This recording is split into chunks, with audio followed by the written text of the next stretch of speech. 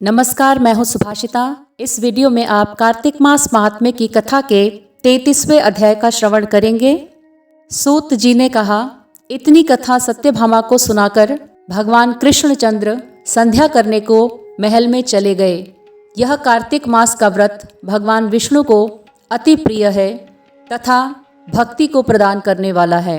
रात्रि जागरण, प्रातः काल का स्नान, तुलसी वट सिंचन, उद्यापन और दीपदान, यह 5 कर्म भगवान विष्णु को प्रसन्न करने वाले हैं, इसलिए इनका पालन अवश्य करना चाहिए। ऋषि ने कहा, भगवान विष्णु का प्रिय, अधिक फल का देने वाला, शरीर के रोम रोम को प्रसन्न करने वाला जो कार्तिक महात्म्य आपने सुनाया है, मोक्ष की चाहना करने वालों या भोग के इच्छुक मनुष्य को यह व्रत अवश्य करना चाहिए।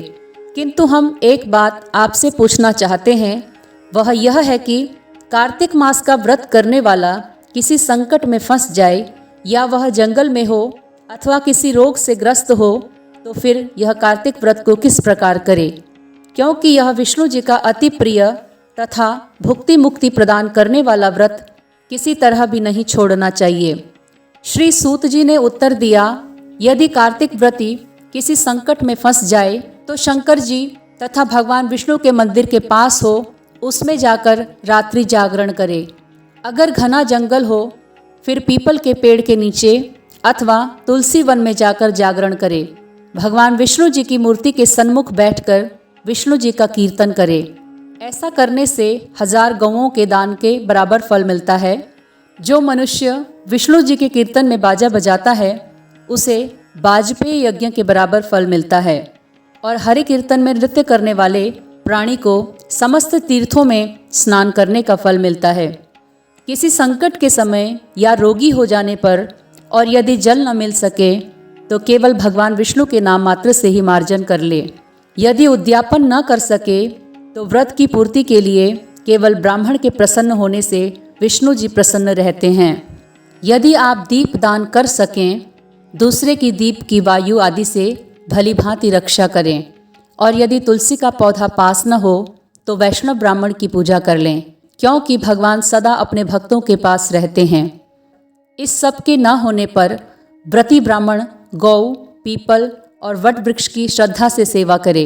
शौनकादि ऋषियों ने कहा, आपने गौ तथा ब्राह्मण के सदृश पीपल और वट वृक्ष को बतलाया है, और सभी वृक्षों में पीपल का वृक्ष और वट वृक्ष श्रेष्ठ क्यों कहे हैं?